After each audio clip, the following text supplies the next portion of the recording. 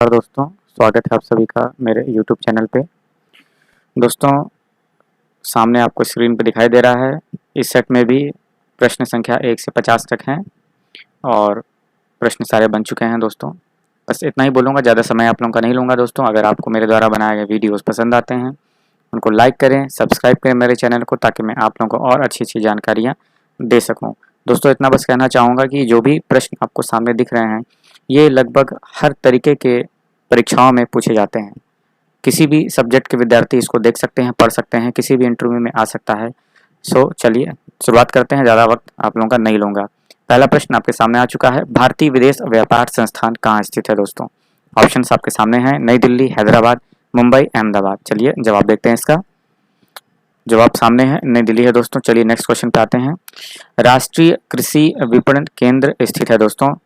Options हैं जयपुर में, नई दिल्ली में, नागपुर में, चौथा है हैदराबाद में। जवाब इसका सही जो है वो है जयपुर में दोस्तों। चलिए तीसरे प्रश्न पे आते हैं। थाईलैंड की मुद्रा है भात, रुपया, युआन, येन। सही जवाब है भात। चौथा प्रश्न आ गया दोस्तों। ब्रिटिश भारत का पहला वायसराय और गवर्नर जनरल था। ऑप्शंस हैं Lord Dalhousie, sir John Lawrence, Warren Hastings या लॉर्ड कैनिंग। आंसर देखते हैं। सही जवाब है लॉर्ड कैनिंग दोस्तों। चलिए आगे बढ़ते हैं। पांचवा प्रश्न आपके सामने है। भारतीय प्राणी सर्वेक्षण का मुख्यालय कहाँ स्थित है दोस्तों? मुंबई, दिल्ली, कोलकाता, चेन्नई। सही जवाब है इसका कोलकाता। चलिए आगे बढ़ते हैं। निम्नलिखित में से किसका मिलान सही नहीं है दोस्तों? देखिए इसको ध्यान से हल करना होगा, इसको ध्यान दीजिएगा।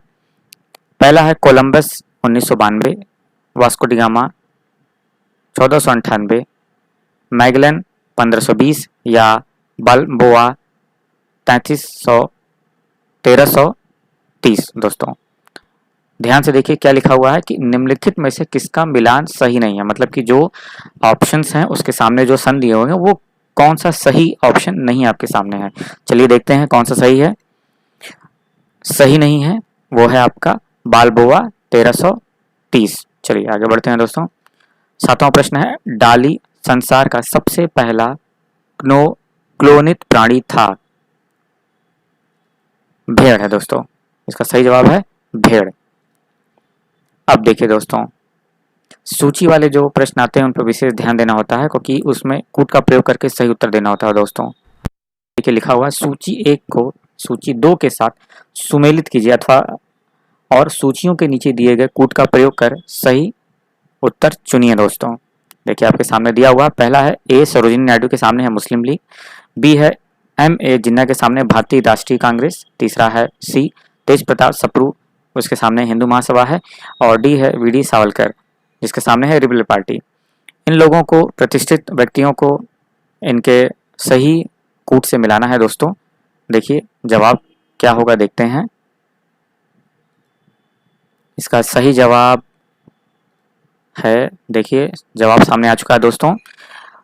पहले नंबर का है A2 यानी कि सरोजिनी नायडू जो है भारतीय राष्ट्रीय कांग्रेस से हैं। बी का 1 है दोस्तों यानी कि एम ए जिन्ना जो है मुस्लिम लीग से थे। सी का 4 है दोस्तों यानी कि तेज प्रताप सप्रू जो हैं वो लिबरल पार्टी से संबंध रखते हैं दोस्तों। और डी जो है यानी कि वी डी सावरकर जो थे, उसका जवाब है डी का 3 यानी कि हिंदू महासभा दोस्तों। चलिए दोस्तों आगे बढ़ते हैं अब हम लोग। नवा प्रश्न सामने आ चुका है दोस्तों। यूरोपीय संघ की सांझी मुद्रा क्या है दोस्तों? सांझी मुद्रा, ध्यान देने वाली बात है। देखते हैं इसका आंसर क्या है, यूरो है। चलिए आगे बढ़ते हैं 10वें प्रश्न की तरफ। वाय अंतरिक्ष में चलने वाला पहला अंतरिक्ष यात्री है। ऑप्शन है आपके एलेक्सी लियोनोव, दूसरा है यूरी गैगरिन, तीसरा है नील आर्मस्ट्रांग और चौथा है डेव स्कॉट। आंसर देखते हैं इसका। आंसर है इसका यूरी गैगरिन दोस्तों। आगे बढ़ते हैं। नाटो का पूरा रूप क्या है दोस्तों? नाटो का पूरा रूप यहाँ पे मतलब है कि इसका फुल फॉर्म पूछा जा रहा है नाटो का, NATO। देखते हैं इसका, समय इसमें ज्यादा नहीं लूंगा, आंसर आप हमको तुरंत दिखाऊंगा। आंसर इसका मिल गया है नॉर्थ अटलांटिक ट्रीटी ऑर्गेनाइजेशन। एक बार फिर से सुन लीजिए दोस्तों, नॉर्थ अटलांटिक ट्रीटी ऑर्गेनाइजेशन जो कि नाटो का पूरा फुल फॉर्म है दोस्तों। आगे बढ़ते हैं। 12वां प्रश्न आ गया है। भारत का पहला फील्ड मार्शल कौन था दोस्तों? बहुत इंपॉर्टेंट क्वेश्चन है दोस्तों। एनडीए के जो अभ्यर्थी इसमें जो दोस्त तैयारी कर रहे हैं, भारत का पहला फील्ड मार्शल कौन था दोस्तों? SHF जे मानेकशॉ, JN चौधरी, KS थिमैया या चौथा जो है OP मल्होत्रा। इसका सही जवाब है दोस्तों पहला है SHFJ मानेकशॉ दोस्तों। चलिए आगे बढ़ते हैं। 13 प्रश्न आपके सामने आ चुका है। राष्ट्रगान पहली बार कब गाया गया था? ये भी बहुत इंपॉर्टेंट क्वेश्चन है दोस्तों।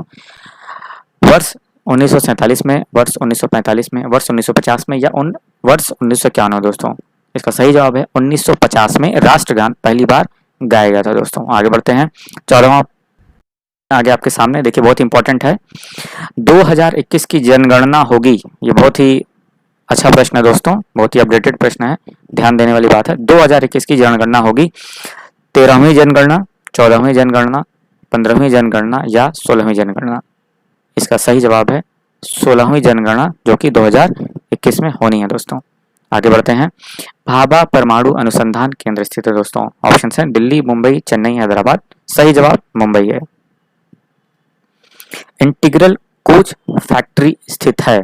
ऑप्शंस आपके सामने हैं। चितरंजन पश्चिम बंगाल में, वाराणसी उत्तर प्रदेश में, जमशेदपुर झारखंड में या पेरम्बूर तमिलनाडु में? सही जवाब है इसका पेरम्बूर तमिलनाडु में।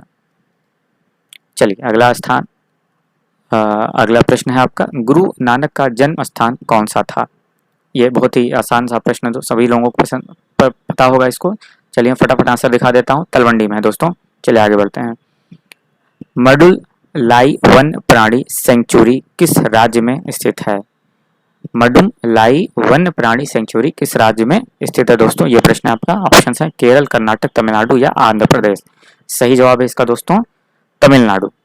चलिए आगे बढ़ते हैं। 19वां प्रश्न आपके सामने आ गया। निम्नलिखित में से कौन सा जोड़ा सही नहीं है? देखिए दोस्तों, इसमें थोड़ा सा ध्यान देना होता है, केवल बहुत ध्यान से पढ़ना और देखना होता है इसमें। निम्नलिखित में से कौन सा जोड़ा सही नहीं है? जोड़ा सही नहीं है वो आपको बताना है।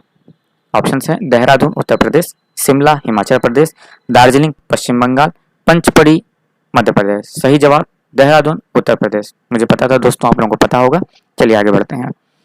MRI का पूरा रूप फिर से वही बात है दोस्तों, यानी कि फुल फॉर्म पूछा जा रहा है। ज्यादा समय नहीं लूंगा, आंसर बता देता हूँ। मैग्नेटिक रेजोनेंस इमेजिंग है इसका दोस्तों। MRI का पूरा फुल फॉर्म जो होता है उसको बोलते हैं मैग्नेटिक रेजोनेंस इमेजिंग दोस्तों। चलिए आगे बढ़ते हैं। अंकोर वाट मंदिर कहाँ स्थित है दोस्तों? ये बहुत ही सिंपल, बहुत ही आसान प्रश्न है दोस्तों, लेकिन कई बार हम लोग धोखा खा जाते हैं या ओवर कॉन्फिडेंस में कई बार हमसे गलती हो जाती है। चलिए इसका सही जवाब है कंबोडिया में है। 22वां प्रश्न आपके सामने आ चुका है। निम्नलिखित में से सबसे ऊंचा शिखर कौन सा है दोस्तों? कामेत, कुन-लुन, नांगा पर्वत या नंदा देवी दोस्तों? सही जवाब है नांगा पर्वत। निम्नलिखित में से सबसे ऊंचा शिखर कौन सा है? वो है नांगा पर्वत। देखिए ये प्रश्न बहुत ध्यान से देखने वाली बात है। यहाँ पे सिर्फ ये पूछा गया है कि इन चारों में से निम्नलिखित में सबसे ऊंचा शिखर कौन सा है, तो हम यहाँ पे बताएंगे नांगा पर्वत है दोस्तों। चलिए 23वां प्रश्न आपके सामने आ चुका है। दांतों के अध्ययन से संबंधित विज्ञान है ओडेंटोलॉजी, थिनोलॉजी, फिनोलॉजी या कॉस्मोलॉजी दोस्तों? ये विज्ञान के छात्रों के लिए बहुत ही महत्वपूर्ण प्रश्न है। आंसर देखते हैं। ओडोंटोलॉजी है, ओडोंटोलॉजी दोस्तों। चलिए आगे बढ़ते हैं। अंतरंग अंगों का अध्ययन है दोस्तों। अब ध्यान से देखिएगा इसके ऑप्शन को। एंजियोलॉजी, ऑर्थोलॉजी, एंथोलॉजी या स्प्लैंक्नोलॉजी दोस्तों? आंसर है इसका एंजियोलॉजी। चलिए आगे बढ़ते हैं। हमारा 25वां प्रश्न आ चुका है। बैंकिंग लेन देन में ECS का क्या अर्थ है दोस्तों? अब देखिए यहाँ पे कॉमर्स वाले अभ्यर्थियों के लिए है या जो बैंकिंग की तैयारी कर रहे हैं। बैंकिंग लेन देन में ECS का क्या अर्थ है दोस्तों? यानी कि अर्थ पूछा जा रहा है, उसका ECS का मतलब आपको बताना है। Exchange credit supervisor, extra cash status, exchange clearing standard या इलेक्ट्रॉनिक क्लियरिंग सर्विस? पूरा अर्थ या फुल फॉर्म या क्या अर्थ, इन सब का एक मतलब है दोस्तों। कभी इस पे आप परेशान मत होइएगा, ध्यान दे करके देंगे इसका उत्तर तो जरूर आपको समझ में आएगा। चलिए इसका सही जवाब देखते हैं। इसका सही जवाब है ECS का इलेक्ट्रॉनिक क्लियरिंग सर्विस दोस्तों। चलिए आगे बढ़ते हैं। अब देखिए क्वेश्चन को किस तरह से घुमाया जा सकता है। यह विज्ञान के विद्यार्थियों के लिए है, बाकी सभी के लिए है, ऐसी बात नहीं है। इसरो यानी कि ISRO किसका संक्षिप्त रूप है? संक्षिप्त रूप फिर से बात वही है दोस्तों, यहाँ बताना चाहूंगा कि ये फुल फॉर्म पूछा जा रहा है। चलिए इसका सही जवाब देखते हैं क्या है। इसरो का फुल फॉर्म है इंडियन स्पेस रिसर्च ऑर्गेनाइजेशन दोस्तों। चलिए आगे बढ़ते हैं अपने अगले प्रश्न के लिए। ध्यान देने वाली बात है, अब देखिए, शोध और प्रशिक्षण कार्यक्रमों के लिए 1982 में भारतीय वन्य जीवन संस्थान की स्थापना कहाँ की गई थी दोस्तों? ऑप्शंस है भुवनेश्वर, दिल्ली, देहरादून या नीलगिरी। सही जवाब देखते हैं इसका क्या है, वह है दोस्तों नीलगिरी का ऑप्शन है। चलिए 28वां प्रश्न आपके सामने आ चुका है। विश्व स्वास्थ्य दिवस कब मनाया जाता है? बहुत लोगों को पता है, मुझे पता है। चलिए फटाफट आंसर दे देता हूं आप लोगों को इसका है, वो है 7 अप्रैल है। चलिए आगे बढ़ते हैं। 29वां प्रश्न आपके सामने आ चुका है।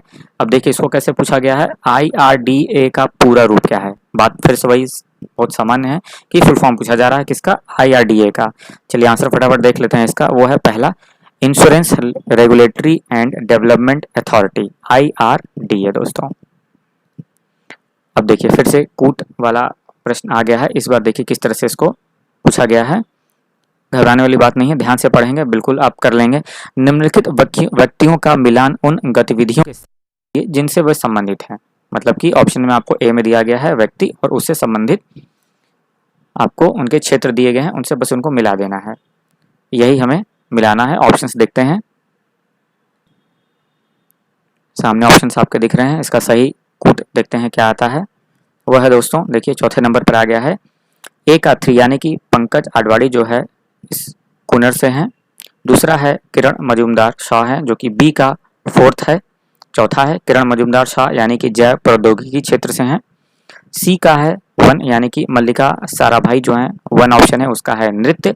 और चौथा है एंजेलो ईला मेनन यानी कि डी है, डी का आपका दिया गया है ऑप्शन चित्रकला दोस्तों, जो कि दूसरे नंबर पर है दोस्तों। ध्यान से एक बार देख लीजिए। अगला प्रश्न हमारे सामने आ चुका है 31वां, निम्नलिखित व्यक्तियों का मिलान उन गतिविधियों के साथ कीजिए जिनसे वे संबंधित हैं। ऑप्शंस आपके सामने हैं, रॉड लेवर जिसके सामने है कथक नृत्य, चंदा कोचर जिसके सामने है संगीत, बिरजू महाराज सामने है लॉन टेनिस, और चौथा ऑप्शन है दोस्तों बाला मुरली कृष्णन इसके सामने है बैंकिंग। सही मिलान देखते हैं क्या आता है इसका। सही मिलान दोस्तों सामने आ चुका है। देखिए ए का 3 है यानी कि रॉड लेवर का जो है तीसरा लॉन टेनिस है दोस्तों। बी का 4 है चंदा कोचर जो कि बैंकिंग से संबंधित है। सी का 1 है यानी कि बिरजू महाराज कथक नृत्य हैं। और चौथा है दोस्तों डी बाला मुरली कृष्णन जो कि दूसरा है ऑप्शन जो है संगीत है दोस्तों। आगे बढ़ते हैं।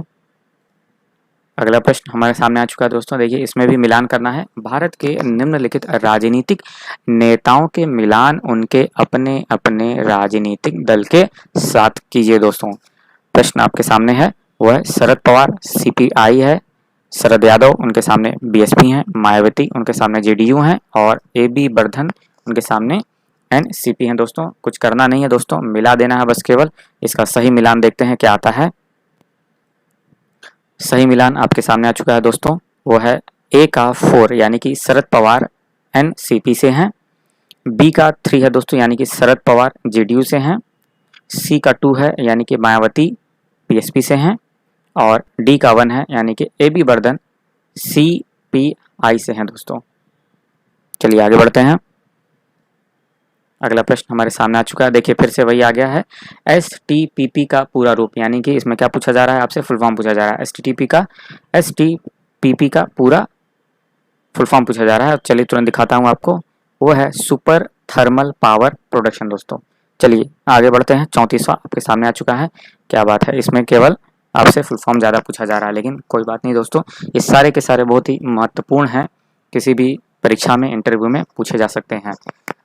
ट्राई का पूरा रूप जो कि आप सब लोगों ने सुन रखा है, इसका सही जवाब मैं तुरंत आप लोगों को दिखाता हूँ। Telecom regulatory authority of India है दोस्तों। ट्राई का पूरा फुल फॉर्म क्या है, telecom regulatory authority of India है दोस्तों। चलिए आगे बढ़ते हैं। 35वां प्रश्न, क्या बात है, फिर से मिलान वाली आ गया है। प्रश्न आपके सामने आ चुका है दोस्तों, निम्नलिखित किस आंदोलन के साथ संबंधित हैं? यानी कि जो आपके सामने व्यक्ति दिए हुए हैं उनको उस आंदोलन जिससे वो संबंधित है उनसे आपको उनका सही मिलान कर देना है, कूट मिला देना है। चलिए देखते हैं इसका सही मिलान कूट क्या है। सही मिलान हमारे सामने आ चुका है दोस्तों, ए का 4 है यानी कि विनोबा भावे जो है भूदान से संबंधित रहे हैं। बी का 3 है दोस्तों यानी कि मेधा पाटकर जो है 3 यानी कि नर्मदा बचाओ से संबंधित है। सी का 1 है दोस्तों सुंदर लाल बहुगुणा यानी कि चिपको आंदोलन से संबंधित हैं। और डी का दोस्तों 2 है जयप्रकाश नारायण, जो कि दूसरा है ऑप्शन है संपूर्ण क्रांति का दोस्तों। 36वां प्रश्न हमारे सामने आ चुका है दोस्तों, बहुत ही अच्छा प्रश्न है, बहुत ही सिंपल है। निम्नलिखित में से सबसे ऊंचा पक्षी कौन सा है दोस्तों, बहुत ध्यान से देने वाला है। ऑप्शन है आपके सामने मोर, पेंगुइन, शुतुरमुर्ग और ईमू। सही जवाब है इसका दोस्तों शुतुरमुर्ग। पता था मुझे, आप लोगों को पता होगा। चलिए आगे बढ़ते हैं फटाफट। 37वां क्वेश्चन आपके सामने आ चुका है। नवजात शिशु की 3 माह तक की आयु के अध्ययन को कहते हैं। ये देखिए स्पेशली विज्ञान के अभ्यर्थियों के लिए है जो तैयारी कर रहे हैं, उसकी ध्यान देने वाली बात है। फिर से प्रश्न सुनिए। नवजात शिशु की 3 माह तक की आयु के अध्ययन को कहते हैं कोरोलॉजी, कांकोलॉजी, नामिटोलॉजी या नियोलॉजी दोस्तों। चलिए आंसर देखते हैं इसका। देखिए चौथा है, क्या है ये? नवजात शिशु की 3 माह तक की आयु के अध्ययन को कहते हैं दोस्तों नियोनेटोलॉजी। चलिए आगे बढ़ते हैं अब। एशिया की विशालतम परावर्ती दूरबीन कहाँ है? ऑप्शंस आपके सामने आ गए हैं। कोड इग्नॉल, ऊटी, कवालूर या नैनीताल में दोस्तों। सही जवाब है इसका नैनीताल। चलिए 39वां आपके सामने आ चुका है। विशालतम महासागर, मुझे पता है आप लोगों को पता होगा, फटाफट आंसर दिखा देता हूं मैं। प्रशांत यानी कि पैसिफिक महासागर। 40वां आपके सामने आ चुका है प्रश्न है, संसार में स्वर्ण का सबसे बड़ा उत्पादक देश है। ये आपका एक तरह से भूगोल से संबंधित है और किसी भी परीक्षाओं में पूछा जा सकता है, इंटरव्यू पूछा जा सकता है। ऑप्शन है ऑस्ट्रेलिया, कनाडा, रूस या दक्षिण अफ्रीका। दक्षिण अफ्रीका, मुझे पता आप सभी लोगों को पता होगा। 41वां प्रश्न आपके सामने आ चुका है। देखिए इसको, क्षेत्रफल की दृष्टि में भारत संसार का डैश सबसे बड़ा देश है। बस आपको बता देना है कौन से नंबर का, 7वां, यानी कि क्षेत्रफल की दृष्टि से भारत संसार का 7वां सबसे बड़ा देश है। चलिए आगे बढ़ते हैं। 42वां क्वेश्चन है, बहुत ही सरल प्रश्न है आपके सामने। ब्रह्म समाज के संस्थापक थे राजा राम मोहन राय। चलिए आगे बढ़ते हैं। भारत का पहला रक्षा मंत्री था। ये देखिए बहुत ही अच्छा क्वेश्चन है, बहुत इंपॉर्टेंट क्वेश्चन है। और एनडीए के जो परीक्षा दे रहे हैं हमारे अभ्यर्थी, जो प्रतियोगिता की तैयारी कर रहे हैं, उनके लिए बहुत ही अच्छा प्रश्न है ये। और इसको ऑप्शन मैं आपको दिखा देता हूँ। ऑप्शन आ गया है बलदेव सिंह, यानी कि भारत का पहला रक्षा मंत्री जो था वो था बलदेव सिंह। आगे बढ़ते हैं। कौन सा एक देश अब भी राजा द्वारा शामिल है? देखिए बहुत ही अच्छा प्रश्न आया है। कौन सा एक देश अब भी राजा द्वारा शामिल है? ऑप्शन है अफगानिस्तान, ईरान, इराक, सऊदी अरब। पता है सभी को। चलिए आगे बढ़ते हैं। इसका ऑप्शन है सऊदी अरब। 45वां प्रश्न आ गया दोस्तों आप सभी के सामने। भारत में किसी भी राज्य की मुख्यमंत्री बनने वाली पहली महिला थी। ऑप्शन है नंदिनी सतपथी, डॉक्टर जयललिता, तीसरा है सुचिता कृपलानी और चौथा है सुश्री मायावती। चलिए ऑप्शंस इसका देख लेते हैं। सही जवाब आ गया है, वो है सुचिता कृपलानी दोस्तों। चलिए आगे बढ़ते हैं। 46वां क्वेश्चन, सलीम अली थे, मतलब कि पूछा जा रहा है इसमें से चारों ऑप्शन में से क्या थे वो। चलिए देख लेते हैं। एक विख्यात उर्दू कवि, एक विख्यात पक्षी विज्ञानी, एक विख्यात गजल गायक या उपरोक्त में से कोई नहीं। सही जवाब है एक विख्यात पक्षी वैज्ञानिक थे सलीम जी। चलिए आगे बढ़ते हैं। 47वां प्रश्न आपके सामने आ चुका है दोस्तों, वो है भारतीय सर्वेक्षण किस मंत्रालय के अधीन है? बहुत ही इंपॉर्टेंट और बढ़िया प्रश्न है, इसको ध्यान देने वाली बात है। भारतीय सर्वेक्षण किस मंत्रालय के अधीन है दोस्तों? वह है रक्षा, पर्यावरण और वन, गृह या विज्ञान और प्रौद्योगिकी। सही जवाब है दोस्तों भारतीय सर्वेक्षण पर्यावरण और वन मंत्रालय के अधीन है। चलिए 48वां क्वेश्चन पर हम लोग आ गए हैं। भारत का पहला भारतीय गवर्नर जनरल कौन था? ऑप्शन है B R Ambedkar, C Rajagopalachari, doctor Rajendra Prasad या चौथा है डॉक्टर एस राधाकृष्णन। बहुत ही इजी क्वेश्चन है, ऑप्शंस आपके सामने थे। सही जवाब मिल चुका है सी राजगोपालाचारी। चलिए आगे बढ़ते हैं दोस्तों। 49वां क्वेश्चन है, भारतीय राष्ट्रीय कांग्रेस का पहला महासचिव कौन था? ऑप्शन है दादा भाई नेहरू जी, ए.ओ. ह्यूम, फिरोज शाह मेहता या बदरुद्दीन तैयब जी। सही जवाब हमारे सामने आ गया है, ए.ओ. ह्यूम थे। चलिए इस सेट का अंतिम प्रश्न आपके सामने आ चुका है और मुझे लगता है बहुत ही अच्छा प्रश्न है ये। राजा राम मोहन राय ने किसके लिए एक ऐतिहासिक आंदोलन का आयोजन किया था दोस्तों? जाति प्रथा, सती की कुप्रथा, समाज में महिलाओं की अपमानजनक स्थिति के लिए और चौथा है व्यर्थ के धार्मिक अनुष्ठानों का पालन। सही जवाब देखते हैं दोस्तों। देखिए मुझे पता था आप लोगों को भी पता होगा, सती कुप्रथा। एक बार फिर से सुन लीजिए। राजा राम मोहन राय ने किसके लिए एक ऐतिहासिक आंदोलन का आयोजन किया था दोस्तों, वह है सती की कुप्रथा, जो कि उस समय बहुत ही सही बात है, कुप्रथा ही थी एक वो, उसको उन्होंने ख़त्म किया था राजा राम मोहन राय ने। दोस्तों प्रश्न सारे खत्म हो चुके हैं, आप देख सकते हैं ऊपर लिखा हुआ है 50 में से 50 प्रश्न आपको मैंने बता दिए हैं। उम्मीद करता हूँ आपको सभी प्रश्न बहुत ही पसंद आए होंगे। इसी तरह से मेरे चैनल पर बने रहिए दोस्तों, इसको जितना ज़्यादा से ज़्यादा हो सके शेयर करिए, अपने दोस्तों में बांटिए, जो तैयारी कर रहे हैं, जो बच्चे पढ़ाई कर रहे हैं। बहुत ही अच्छा लगता है मुझे आप लोगों को इन सारी चीज़ों को बताना। उम्मीद करता हूँ ये वीडियो आपको पसंद आ रहा होंगे, सारे प्रश्न आपको पसंद आ रहे होंगे दोस्तों। फिर जल्दी ही मिलेंगे नए प्रश्नों के साथ, तब तक के लिए आप सबको अलविदा। फिर से मिलेंगे। जय हिंद, जय भारत।